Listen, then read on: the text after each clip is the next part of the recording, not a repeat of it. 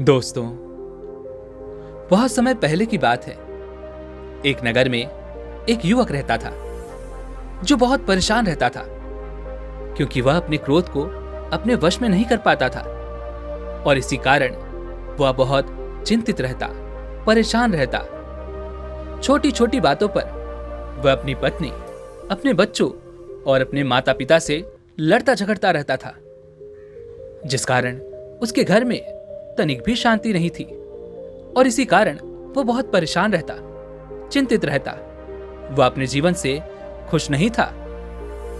एक दिन वह कहीं पर जा रहा था, तभी मार्ग में उसे एक अमीर व्यक्ति का घर नजर आया। उस घर में अमीर व्यक्ति की ठाट बाट देखकर उसने मन ही मन अपने आप से कहा, हे ईश्वर, आखिर मैंने ऐसी कौन सी गलती कर दी है जो आप मुझे इस तरह से परेशान कर रहे हैं, इस तरह से मुझे पीड़ा दे रहे हैं। आखिर मैंने ऐसा कौन सा कर्म किया था जो आपने मुझे गरीब बनाया और इसी कारण आज मैं इतना दुखी हूं, परेशान हूं। यहां तक कि मेरे घर में सुख शांति तक नहीं है। और आप उस अमीर व्यक्ति को देखिए, उसके पास क्या कुछ नहीं है। उसके पास वो सारी सुख सुविधाएं हैं जो वो चाहता है। वो जैसा चाहता है वो अपने जीवन को जी रहा है। उसके पास कितना सुख है। यही सब सोचता हुआ वह अपने मार्ग में आगे की ओर बढ़ता चला गया।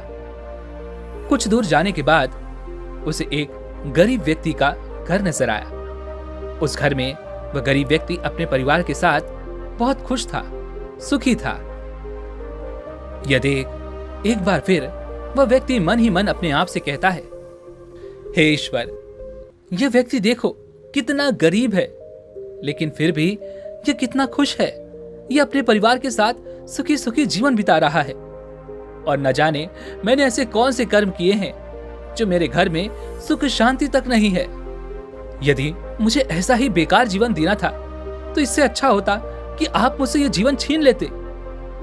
भला ऐसा जीवन जीकर मुझे क्या लाभ। उसके मन में ऐसे कई सारे प्रश्न उठ रहे थे और इन्हीं सारे प्रश्नों को लेकर वह अपने एक मित्र के पास गया। उसने अपने मित्र को अपनी सारी बातें बता दी, लेकिन उसका मित्र भी एक ठग था। उस व्यक्ति के मित्र ने उस व्यक्ति से कहा, मित्र, तुम परेशान ना हो। पास ही के जंगल में एक बाबा रहते हैं, मैं तुम्हें उनके पास लेकर चलता हूं। वो बड़े ही ज्ञानी हैं। वे सभी की समस्या का समाधान करते हैं और मुझे पूरा यकीन है वो तुम्हारी भी समस्या का समाधान जरूर करेंगे। इसलिए तुम मेरे साथ चलो। इतना कहकर वह व्यक्ति और उसका मित्र दोनों ही पास ही के जंगल में उन साधु बाबा के पास पहुंचते हैं। वहां पहुंचने के बाद वह व्यक्ति तुरंत ही उन बाबा के चरणों में गिर जाता है और दोनों हाथ जोड़कर उन बाबा से कहता है, हे बाबा, अमीर सुखी है, गरीब सुखी है, फिर आखिर मैं इतना परेशान क्यों रहता हूं? आखिर मुझे ही इतने दुख क्यों मिले हैं? आखिर मेरी बातें कोई क्यों नहीं मानता और मुझे इतना क्रोध क्यों आता है? देखते ही देखते मेरा पूरा जीवन नर्क बनता जा रहा है। घर में कोई सुखी नहीं रहता, हमेशा कलेश होता रहता है। इसलिए आज मैं आपके पास आया हूं और मुझे पूरी उम्मीद है कि आप मेरी इस समस्या का समाधान अवश्य करेंगे। इस पर वो साधु बाबा उस व्यक्ति से कहते हैं, बेटा, ये तुम्हारे पूर्व जन्मों का कर्म है, इसीलिए तुम्हें ऐसा जीवन प्रदान किया गया है जिस कारण तुम अपने जीवन से खुश नहीं हो, हमेशा परेशान रहते हो, हमेशा दुखी रहते हो। और तुम चाहो या ना चाहो, इसे तो तुम्हें भुगतना ही पड़ेगा। इन सब से छुटकारा पाना संभव नहीं है और मैं भी तुम्हारी इसमें कोई मदद नहीं कर सकता। इस पर वह व्यक्ति उन बाबा के सामने गिड़गिड़ाने लगता है और कहता है, नहीं नहीं बाबा, आप कुछ तो उपाय निकालिए, कुछ तो ऐसा उपाय कीजिए जिससे मेरा दुख सुख में बदल जाए और मैं हमेशा खुशी खुशी अपना जीवन जी सकूं। आखिर ऐसा कोई तो उपाय होगा। इस पर वह साधु बाबा उस व्यक्ति से कहते हैं, ठीक है, मैं तुम्हें इसका उपाय बताता हूं। तुम्हारे पास जितना भी धन है वो तुम मेरे पास लेकर आओ। उस धन से मैं सामग्री खरीदूंगा और तुम्हारे लिए प्रार्थना करूंगा, कुछ विधियां भी करूंगा, और उसके बाद तुझे तेरे पिछले जन्म के कर्मों से छुटकारा मिल जाएगा और तू भी अपना जीवन सुखी सुखी जी पाएगा। वह व्यक्ति यह सुनकर बड़ा प्रसन्न हुआ।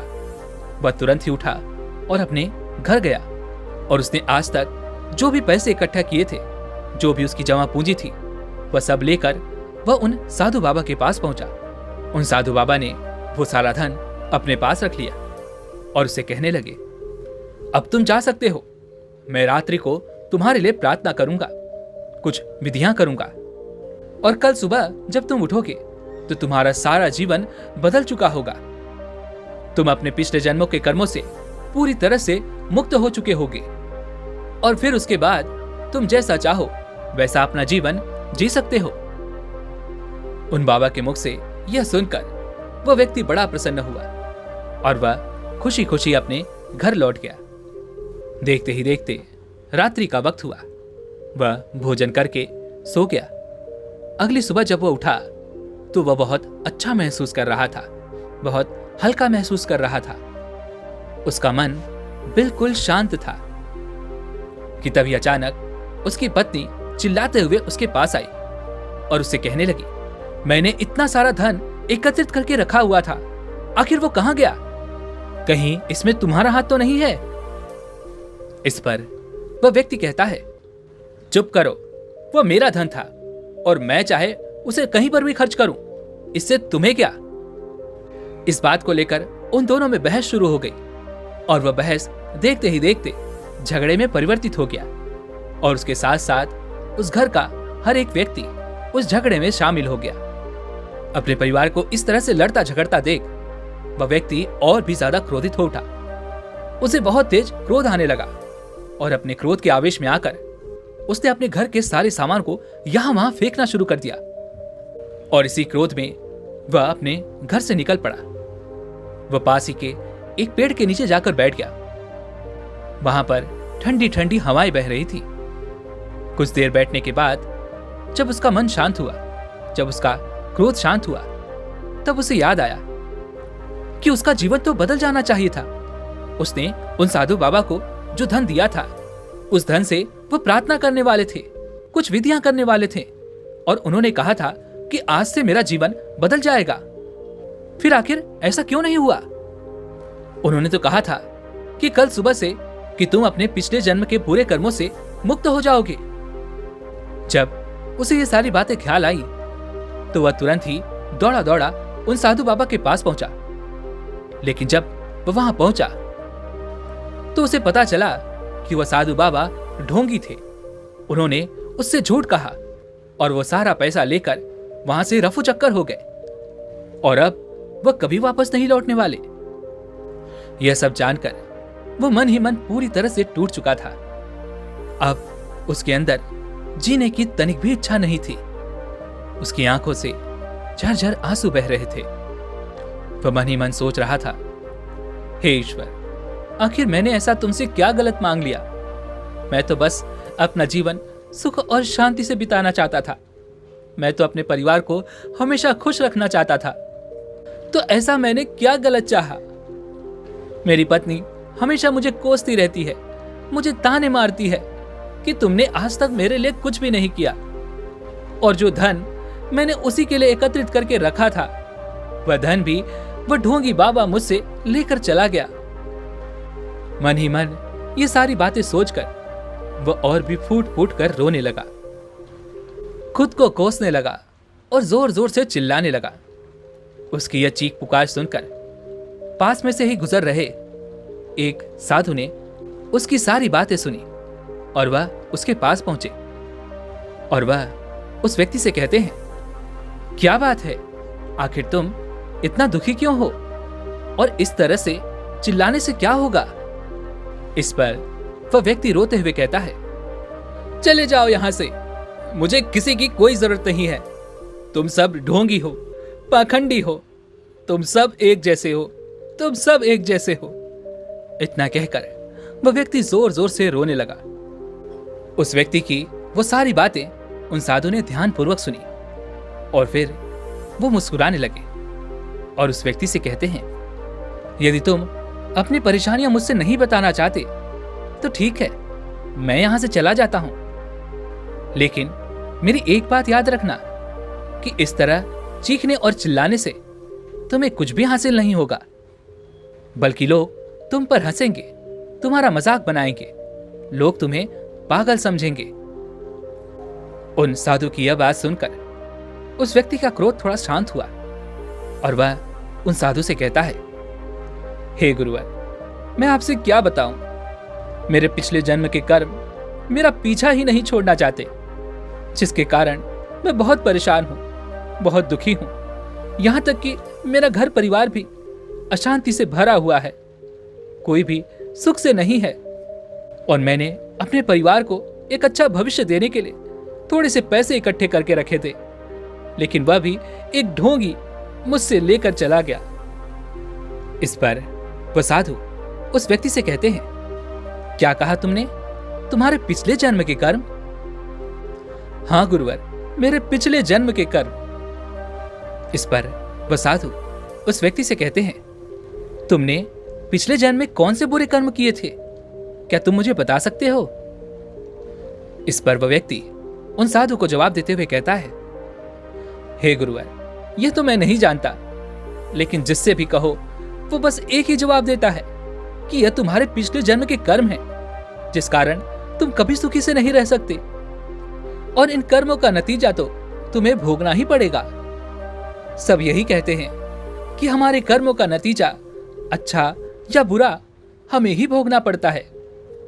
और यदि ऐसा नहीं है तो आप ही मुझे बताइए, आखिर कोई गरीब क्यों है और कोई अमीर क्यों है?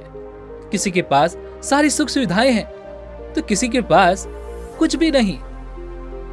उस व्यक्ति की सारी बातें ध्यानपूर्वक सुनने के बाद वह साधु उस व्यक्ति से कहते हैं, इसे अच्छे से समझने के लिए तुम्हें पहले कर्मों का सिद्धांत समझना होगा।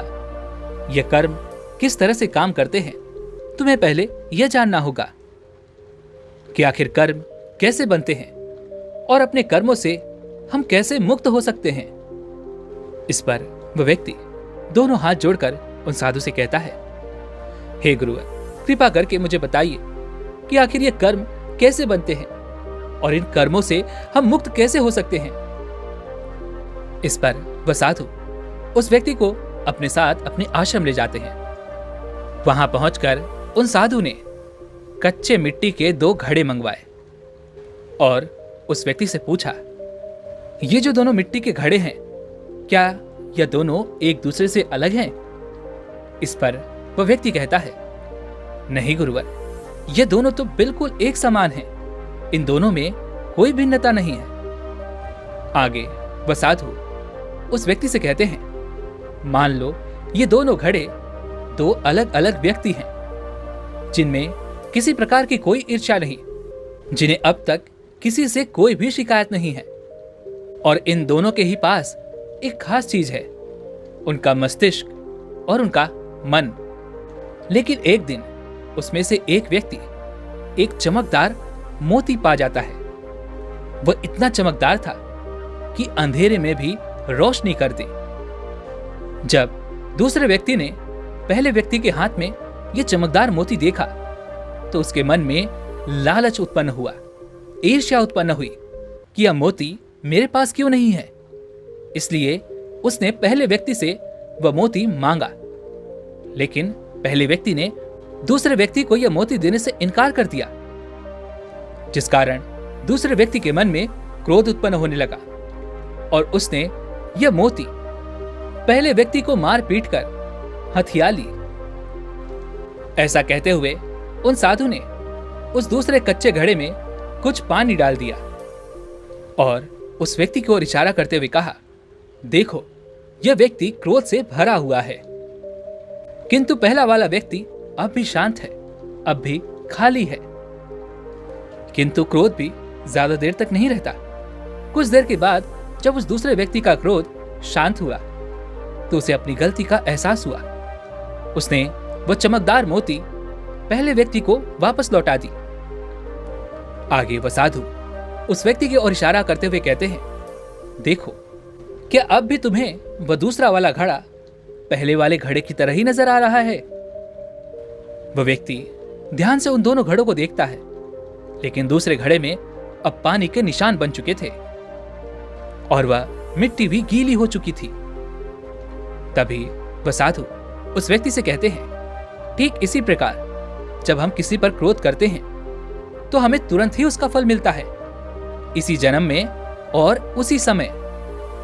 जिस प्रकार यह दूसरा घड़ा पानी से भीग चुका है और यह इसका प्रमाण है कि इसने क्रोध किया था और अपना ही नुकसान कर बैठा।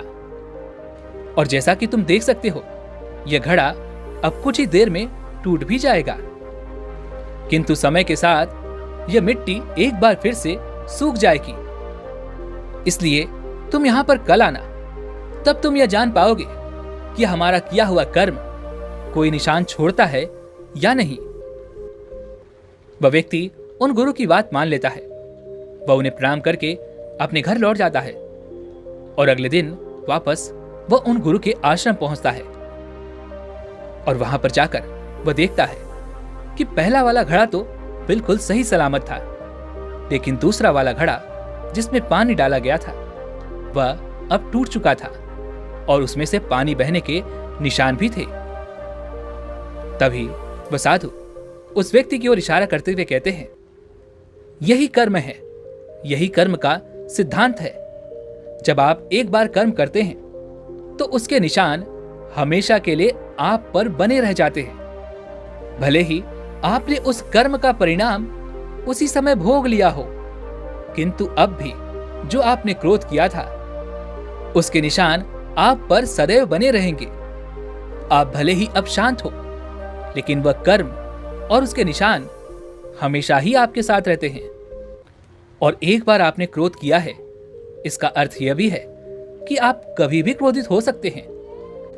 ठीक इसी तरह से हम अपने कर्मों और अपने कर्मों के निशानों को हमेशा अपने साथ लेकर ही घूमते हैं, अर्थात वह हमेशा एक टूटा हुआ घड़ा ही रहता है।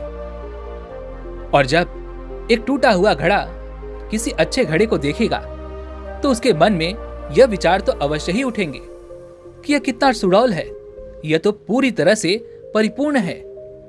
ठीक उसी प्रकार तुम्हारे मन में भी किसी और व्यक्ति को देखकर यह विचार उठते ही हैं कि वह व्यक्ति कितना सुखी है, कितना अमीर है, उसके पास वह सब कुछ है जो वह चाहता है।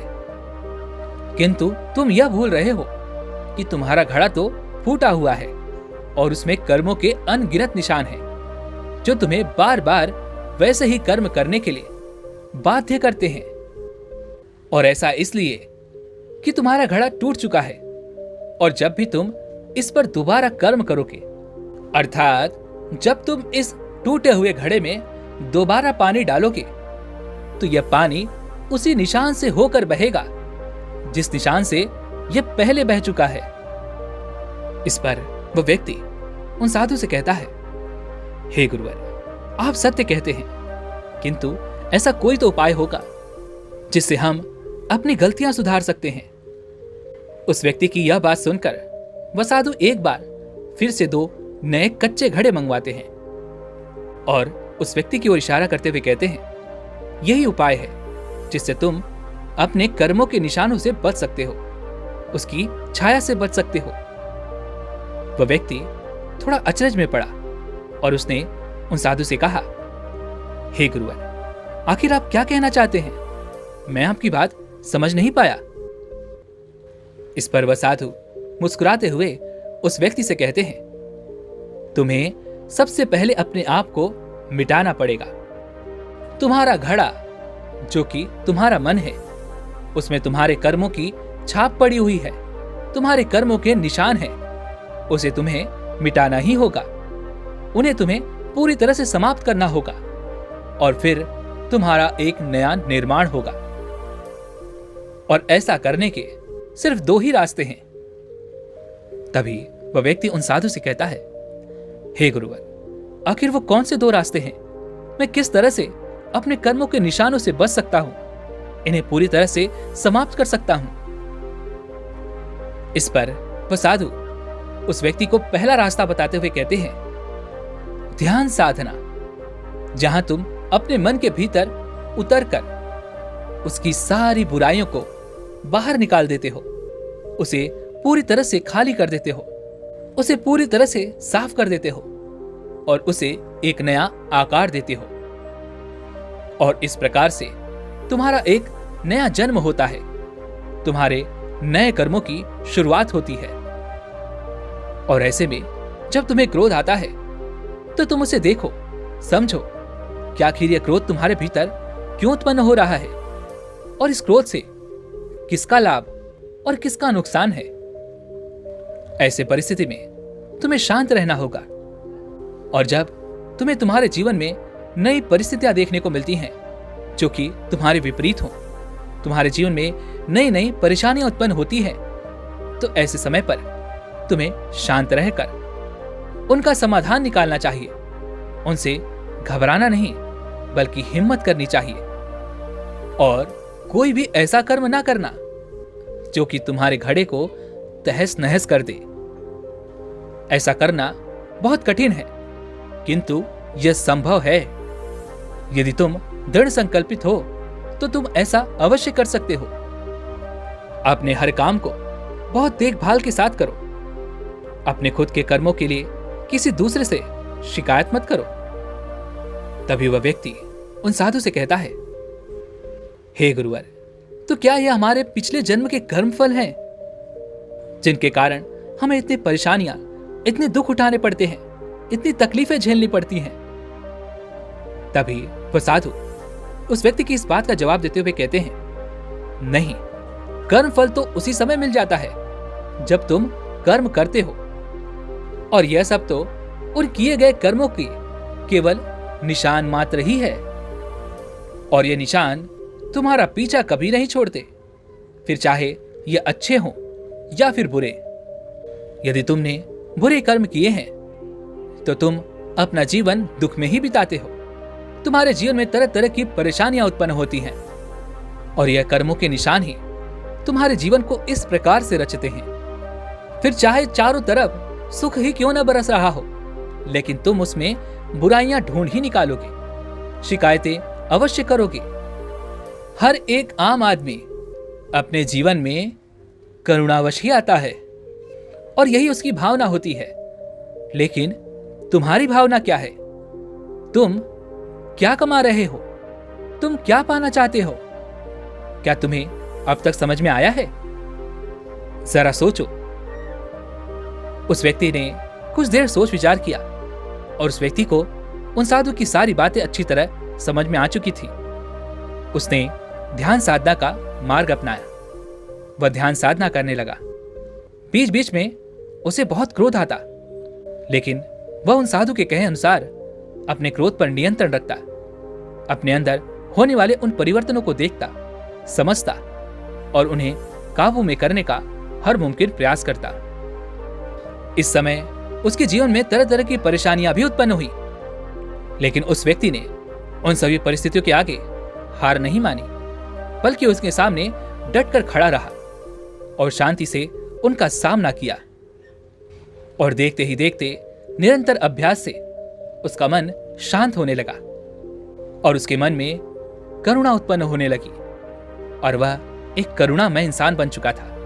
वह अब हर चीजों में अच्छाइयां देखता था। किसी भी परिस्थिति में वह अच्छाइयां ढूंढ ही निकालता था और देखते ही देखते उसने अपने कर्मों से मुक्ति का रास्ता भी ढूंढ लिया था। दोस्तों, उम्मीद है कि आपने आज की इस वीडियो से जरूर कुछ न कुछ सीखा होगा। तो इस वीडियो को लाइक और अपने दोस्तों के साथ शेयर करना ना भूलें और हमें ऐसे ही सपोर्ट करने के लिए चैनल को सब्सक्राइब और घंटी बटन को जरूर दबा दीजिएगा। तो चलिए फिर मिलते हैं ऐसी एक और वीडियो में। तब तक के लिए अपना ख्याल रखें। धन्यवाद।